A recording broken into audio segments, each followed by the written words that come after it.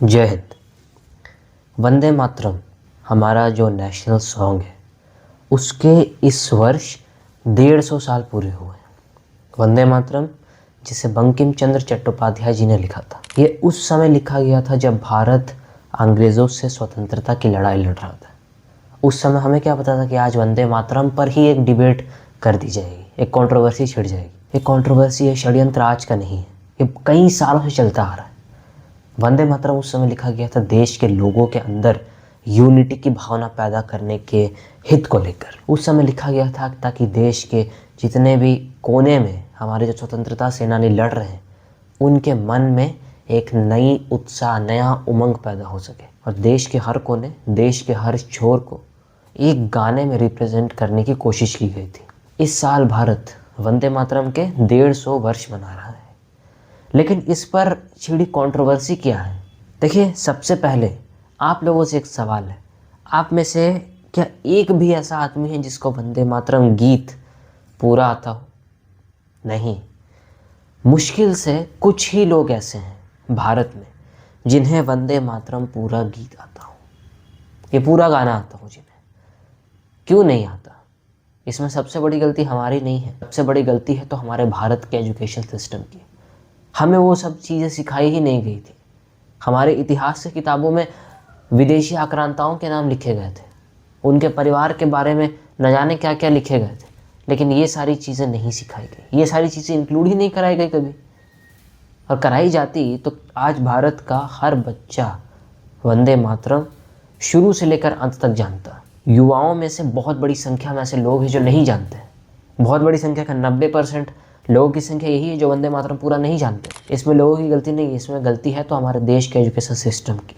उस education system की जो हमारे भारत देश के युवाओं को, बच्चों को विदेश से आए हुए लुटेरे आक्रांताओं के बारे में पढ़ा रहा है। लेकिन हमारे देश के जो स्वतंत्रता सेनानी हैं, हमारे देश को जो इतने महान लोग हैं, उनके बारे में कोई चर्चा नहीं कराई जा रही। यही कारण है कि आज वंदे मातरम कुछ ही लोग जानते हैं। आज चाहे स्कूलों में हो, कॉन्स्टिट्यूटिव असेंबलीज में हो, चाहे कहीं भी आप चले जाएं, लोग वंदे मातरम नहीं जानते हैं पूरा। लेकिन इसको लेकर जो विवाद छिड़ गया है वो दूसरा विवाद है। वंदे मातरम के पहले दो जो जिसे स्टैंजा कहते हैं उसमें देशभक्ति के बारे में बोली गई है, पूरी तरह देशभक्ति।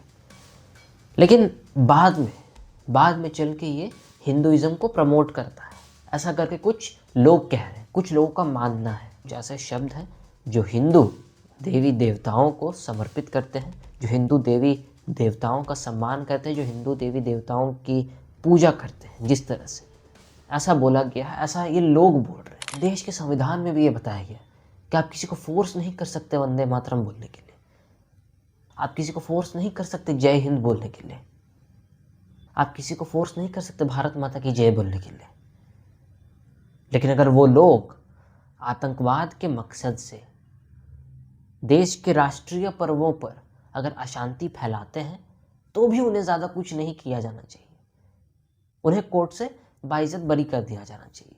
उन्हें उम्र कैद की सज़ा नहीं होगी, उन्हें फांसी की सज़ा नहीं होगी। यही है हमारे देश की जुडिशरी। अगर आपको भारत माता की जय नहीं बोलना है, अगर आपको वंदे मातरम नहीं बोलना है, अगर आपको ग्लोरी टू इंडिया भी नहीं बोलना है, अगर आपको हेल इंडिया नहीं बोलना, तो आपको भारत में नहीं रहना।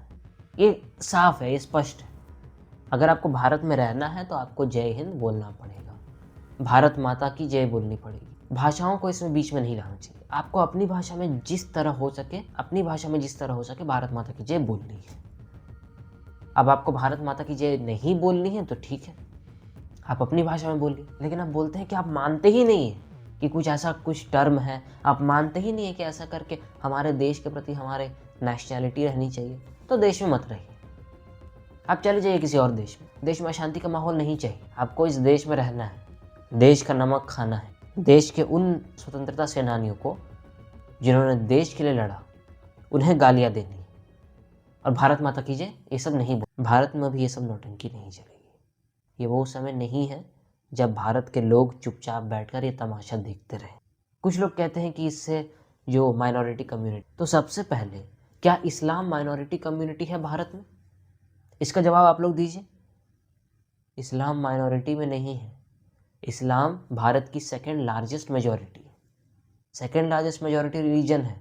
इसको माइनॉरिटी माइनॉरिटी बोलना बंद कीजिए। माइनॉरिटी तो वो है जो पाकिस्तान में हिंदू रहते हैं। अगर कोई भी व्यक्ति इसके ऊपर बात किया जाता है तो बोला जाता है कि माइनॉरिटी कम्युनिटीज़ को ठेस पहुंचेगी। अगर इसे फोर्सिबली लागू कर दिया गया हर जगह तो फिर माइनॉरिटी कम्युनिटीज़ को ठेस पहुंचेगी। बांग्लादेश में आज सिर्फ 1% हिंदू रहते हैं, 1%। पाकिस्तान में 0.6% हिंदू रहते हैं, 0.6%। इसे कहते हैं माइनॉरिटी। सबसे बड़ी बात तो वही है। जय हिंद, वंदे मातरम, इन सारे नारों को धर्म से जोड़ना बिल्कुल गलत बात है। और संविधान में भी ये चीज़ बोल दी गई है कि आप वंदे मातरम किसी के ऊपर फोर्सिबली थोप नहीं सकते। आप किसी भी चीज़ को किसी के ऊपर नहीं थोप सकते, क्योंकि ये फ्रीडम ऑफ रिलीजन नहीं है। देखिए, रिलीजन, जात पात, ये सब बाद में। हम मानते हैं कि संविधान की जगह देश में सर्वोपरि है, सबसे ऊपर है। लेकिन संविधान को भी बनाया देश के लोगों ने ही, और उसमें एक ऐसा रिफॉर्म लाया जाना चाहिए कि कोई भी व्यक्ति अगर भारत में रहकर भारत के खिलाफ कोई साजिश रचता है, भारत के खिलाफ कोई षड्यंत्र रचने की कोशिश भी करता है, सोचता भी है, तो उसके खिलाफ कार्रवाई होनी चाहिए। भारत भारतीयों के लिए है, इंडिया इज़ फॉर इंडियंस। और अगर आपको भारत में रहना है तो भारत के कायदे कानूनों के हिसाब से रहना पड़ेगा। जय हिंद, वंदे मातरम।